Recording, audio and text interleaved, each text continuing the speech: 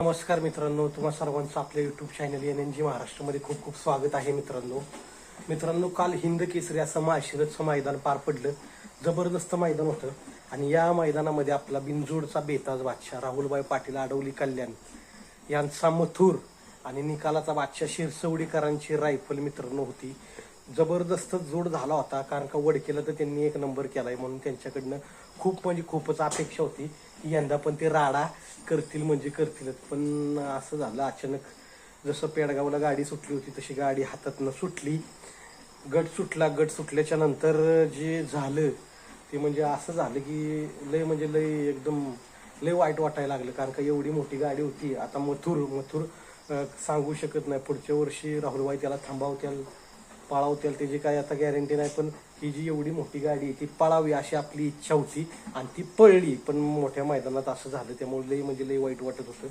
आणि सगळ्यात मेन महत्त्वाचं म्हणजे की ज्या मैदानात ही गाडी पळणार होती त्या मैदानामध्ये काल तुम्हाला माहिती काय गावलं, लिंबू गावलं. काय लोक असतात की त्यांना असं वाटत असतं की हे पळू नये, ह्यांचं वाटोळं हवं किंवा ह्यांची बैल रिवर्स यावी, हे हवं ते हवं. त्यामुळं अशा गोष्टी सर्रास घडत असतात. आणि त्या फाटीत गावलं होतं ते बाकासूरच्यासाठी होतं का मथुरसाठी होतं का अन्य कोणासाठी होतं, आपलं तर ह्याच्यावरती काही भरोसा नाहीये. कारण का लिंबाटी गँग असती, कोणाला करायचंय म्हणजे त्यांच्या मनाला मला वाटते समाधान वाटत असेल असं झालं. आणि त्यांनी काल लिंबू टाकलं.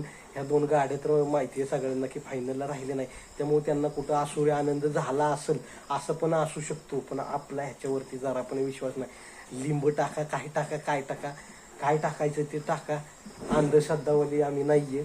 त्यामुळं ते लिंबामुळे झालं असेल, आपले तर मनात नाही. भरपूर लोक म्हणतात की ती मथुरेसाठीच टाकलं होतं, भरपूर लोक म्हणतात की ती बाकासुरूसाठीच टाकलं होतं.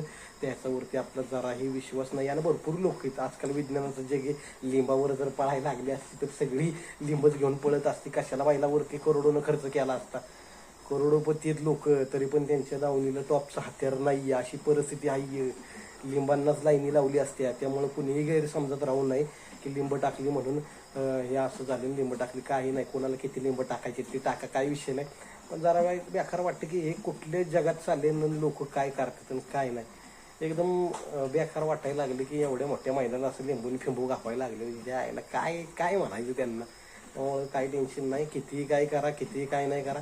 बिनजोडचा बादशाह आहे आणि बैलगाडा शर्यत क्षेत्रातलं दिवे बाक्या भाई नाद करणार म्हणजे नाद करणार. कितीही अडवायचा प्रयत्न करा, ती काय गप बसत नाही. आता जुना बैल पोळ्याचं मैदान येतंय, राडा होणार बघा. तिकडच्या साईडला दोघं पण धुमाकूळ घालतात, एवढी तर गॅरंटी आपल्याला.